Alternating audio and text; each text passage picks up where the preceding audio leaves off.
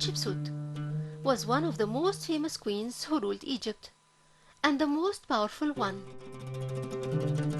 Her rule was a highlighted part not just in the history of the 18th dynasty, but in the history of ancient Egypt as a whole.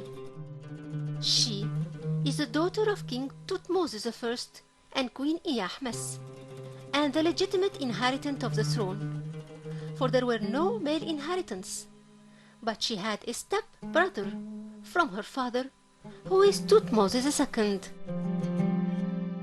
He was the son of a secondary wife called Mut-Nefret, and he had no choice but marrying Hatshepsut to sit on the throne.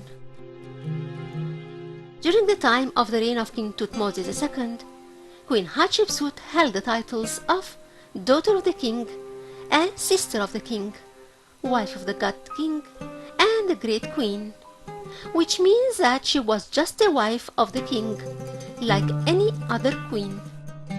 King Thutmose II had a daughter from Queen Hatshepsut, who is Neferu Ra, and a son from another wife called Isa, and his name was Thutmose III. During his lifetime, he wanted to grant his son the right to the throne.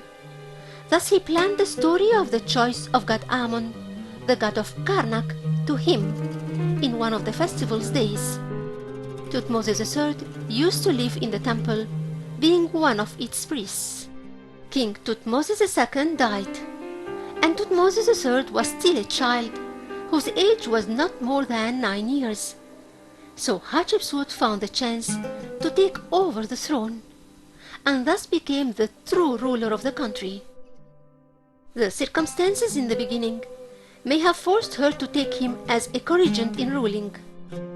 Ever since the beginning, Hatshepsut took the control of everything in her hands and made Thutmose III a front in front of the people. His name appeared occasionally in the official documents, but in few years, and after the 9th year, his name disappeared, and she ruled alone for 13 years, in addition to the first 9 years, in which Thutmose III was her co-regent.